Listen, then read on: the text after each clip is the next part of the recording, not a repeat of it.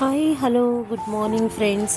Previous ವಿಡಿಯೋದಲ್ಲಿ ನೋಡಿರುವ ಹಾಗೆ ನಾವು ಈವ್ನಿಂಗ್ ಇಕೋ ಬೀಚಲ್ಲಿ ಆಟ ಆಡಿಕೊಂಡು ನೈಟ್ ಡಿನ್ನರ್ ಮಾಡಿ ಹೋಮ್ ಸ್ಟೇಯಲ್ಲಿ ಸ್ಟೇ ಆದ್ವಿ. ನಾವು ನೆಕ್ಸ್ಟ್ ಡೇ ಅರ್ಲಿ ಮಾರ್ನಿಂಗ್ ನಾವು ಎಲ್ಲಿ ಹೋಗ್ತಿದ್ದೀವಿ ಅಂತಂದರೆ ಹೊನ್ನಾವರದಲ್ಲಿರುವಂತಹ ಬೋಟಿಂಗಿಗೆ ಹೋಗ್ತಾ ಇದ್ದೀವಿ.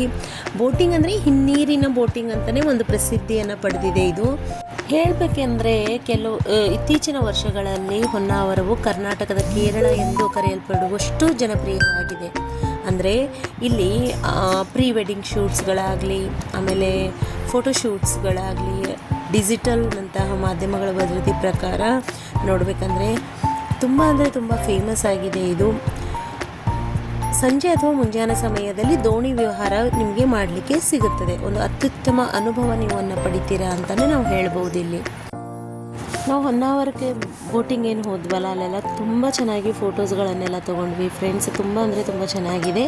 ಆಮೇಲೆ ನಾನು ಗೂಗಲಲ್ಲಿ ಸರ್ಚ್ ಮಾಡಿದಾಗ ಇದು ನೋಡಿದ್ರೆ ಅಂದರೆ ಇಲ್ಲಿ ಇನ್ಫಾರ್ಮೇಷನ್ ಸಿಕ್ಕಿರೋ ಪ್ರಕಾರ ನನಗೆ ಬ್ಯಾಕ್ ವಾಟರ್ ಬೋಟಿಂಗ್ ಏನಿದೆಯಲ್ಲ, ಉತ್ತರ ಕನ್ನಡ ಜಿಲ್ಲೆಯ ಪ್ರಮುಖ ಪ್ರವಾಸಿ ಆಕರ್ಷಣವಾಗಿದೆ. ಇದು ಕೇರಳದ ಮಾದರಿಯಲ್ಲಿ ಮ್ಯಾಂಗ್ರೋವ್ ಅರಣ್ಯ, ಕಮಲದ ಹೂವುಗಳು ಮತ್ತು ದ್ವೀಪಗಳನ್ನು ನೋಡಲು ನಿಮಗೆ ಸಿಗುತ್ತೆ.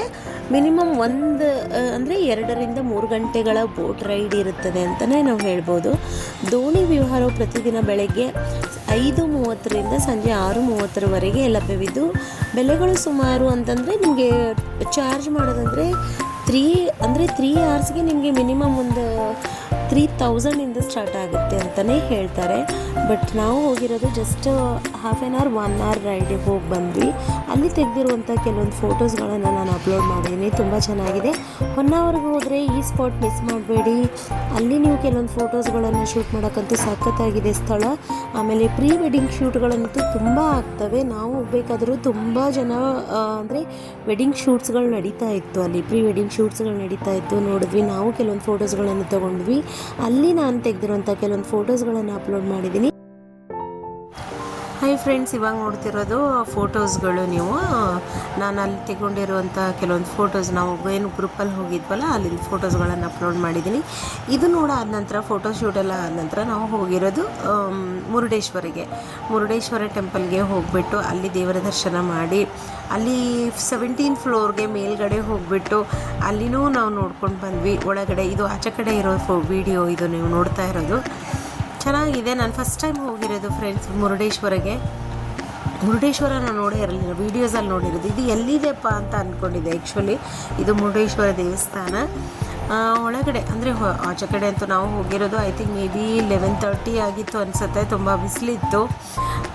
ಸ್ಲೀಪರ್ಗಳೆಲ್ಲ ಬಿಟ್ಬಿಟ್ಟು ಹಾಗೆ ನಡ್ಕೊಂಡು ಹೋಗ್ಬೇಕಲ್ಲ, ಸೊ ಅದು ಒಂಥರ ಎಕ್ಸ್ಪೀರಿಯೆನ್ಸು. ಅಲ್ಲಿ ಹೋಗಿಬಿಟ್ಟು ನಾವು ಒಳಗಡೆ ಹೋದ್ವಿ. ಚೆನ್ನಾಗಿದೆ ದೇವಸ್ಥಾನ. ಇಲ್ಲಿ ಹೋಗ್ತಾ ಇರೋದು ಜನರು ಲಿಫ್ಟಿಗೆ, ಅಂದರೆ ಆ ಸ್ಟ್ಯಾಚು ಏನಿದೆ ಅಲ್ಲ ಅಲ್ಲಿ ನೀವು ನೋಡೋಕ್ಕೆ ಅಂತ ಲಿಫ್ಟಿಗೆ ಅಂತ ಕಾಯ್ತಾ ಇದ್ದಾರೆ. ನಾವು ಹೋಗೋಣ ಅಂದ್ಕೊಂಡ್ವಿ. ಫಸ್ಟು ಒಳಗಡೆ ಹೋಗ್ಬಿಟ್ಟು ದೇವರ ದರ್ಶನ ಮಾಡೋಣ ಅಂತ ನಾವು ದೇವರ ದರ್ಶನ ಮಾಡಲಿಕ್ಕೆ ಹೋಗ್ತಾ ಇದ್ದೀವಿ.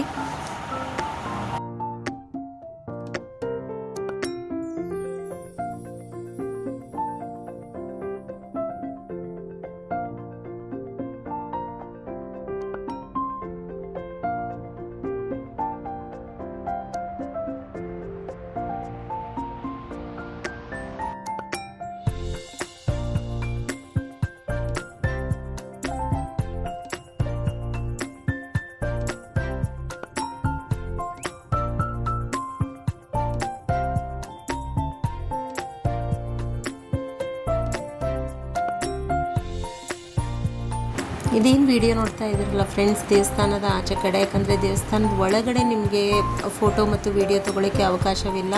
ಸೊ ಎಲ್ಲಿವರೆಗೂ ನಾವು ತೊಗೋಬೋದು ಅಲ್ಲಿವರೆಗೂ ನಾನು ಕವರ್ ಮಾಡಿದ್ದೀನಿ. ಬಟ್ ಆಚೆ ಕಡೆ ಏನು ಗಣೇಶನ ದೇವಸ್ಥಾನ ಇತ್ತು, ಶಿವ ಪಾರ್ವತಿ ದೇವಸ್ಥಾನ ಅಂತೆ, ನವಗ್ರಹ ದೇವಸ್ಥಾನ, ಇವುಗಳನ್ನೆಲ್ಲ ನೀವು ವಿಡಿಯೋ ತೊಗೋಬೋದು ಅಂತ ಹೇಳಿದ್ರು. ಸೊ ಒಳಗಡೆದು ನಾನು ದರ್ಶನ ಮಾಡಿರೋದು ವಿಡಿಯೋ ಇಲ್ಲ ಇಲ್ಲಿ. ನಾನು ಇಲ್ಲಿವರೆಗೂ ಅಂದರೆ ಎಲ್ಲಿವರೆಗೂ ಅಲೌ ಮಾಡಿದ್ದಾರೋ ಅಷ್ಟು ಮಾತ್ರ ವಿಡಿಯೋ ಕವರ್ ಮಾಡಿದ್ದೀನಿ.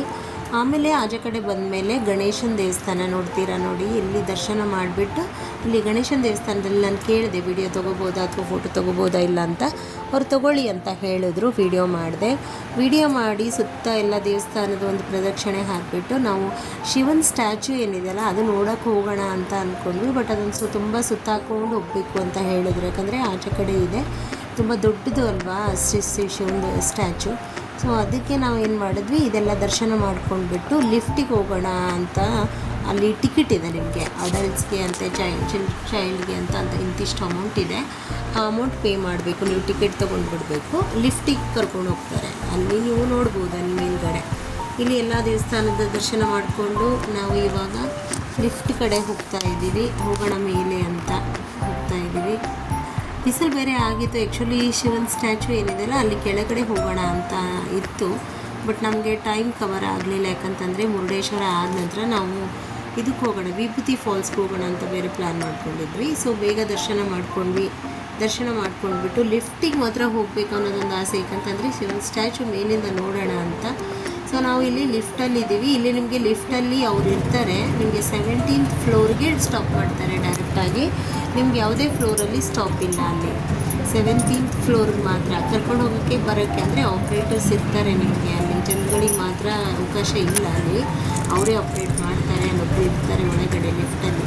ನಾವು ಇಲ್ಲಿ ಒಳಗಡೆ ಅಂದರೆ ಮೇಲ್ಗಡೆ ಬಂದುಬಿಟ್ಟು ನಾನು ಶಿವನ್ ಸ್ಟ್ಯಾಚು ನೋಡಿದ ತಕ್ಷಣ ನಾನು ಒಂದೆರಡು ರೀಲ್ಸ್ ಮಾಡಿದೆ ಆನ್ ದ ಸ್ಪಾಟ್. ತುಂಬ ಚೆನ್ನಾಗಿತ್ತು. ಮುರುಡೇಶ್ವರನ ದೇವಸ್ಥಾನ ನಾನು ಫಸ್ಟ್ ಟೈಮ್ ನೋಡ್ತಾ ಇರೋದು ಫ್ರೆಂಡ್ಸ್. ಆ್ಯಕ್ಚುಲಿ ನಾನು ವೀಡಿಯೋಸಲ್ಲೆಲ್ಲ ನೋಡಿದ್ದೆ, ಈ ಸ್ಟ್ಯಾಚುದಾಗಲಿ ಈ ಗೋಪುರದ ಒಂದು ಪಿಕ್ಚರ್ಸ್ ಆಗಲಿ ವೀಡಿಯೋಸ್ ಆಗಲಿ ನೋಡಿದೆ. ಬಟ್ ನಾನು ನೋಡಿರೋದು ಫಸ್ಟ್ ಟೈಮು. ಆಮೇಲೆ ನಾನು ಮಾಡಿರೋ ವೀಡಿಯೋಸು ನೋಡಿದೆ, ಅಂದರೆ ರೀಲ್ಸ್ ಮಾಡಿದೆ ಅಂತ ಹೇಳ್ಬೋದು. ಅಲ್ಲಿ ತೆಗೆದಿರುವಂಥ ಕೆಲವೊಂದು ಫೋಟೋಸು ವೀಡಿಯೋಸ್ಗಳನ್ನು ಅಪ್ಲೋಡ್ ಮಾಡಿದ್ದೀನಿ. ಇದಾದ ನಂತರ ನಾವು ಮುರುಡೇಶ್ವರ ಆದ ನಂತರ ಡೈರೆಕ್ಟಾಗಿ ನಾವು ಲಂಚ್ಗೆ ಅಂತ ಸ್ಟಾಪ್ ಮಾಡಿದ್ವಿ. ಹೊನ್ನಾವರದಲ್ಲೇ ರಾಮೇಶ್ವರಂ ಹೋಟೆಲ್ ಅಂತ ಇದೆ.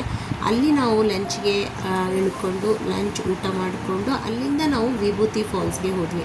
ಸೊ ಅಂದರೆ ಇಲ್ಲಿ ಮುರುಡೇಶ್ವರದಲ್ಲಿ ತೆಗೆದಿರುವಂಥ ಕೆಲವೊಂದು ಫೋಟೋಸು ಇದೆ. ಆಮೇಲೆ ಲಂಚ್ ಮಾಡಬೇಕಾದ್ರೆ ನಾವೇನು ಕೆಲವೊಂದು ಫೋಟೋಸ್ಗಳನ್ನು ಕ್ಲಿಕ್ ಮಾಡಿದ್ದೀನಿ, ಆ ಫೋಟೋಸ್ಗಳನ್ನು ನಾನು ಅಪ್ಲೋಡ್ ಮಾಡಿದ್ದೀನಿ.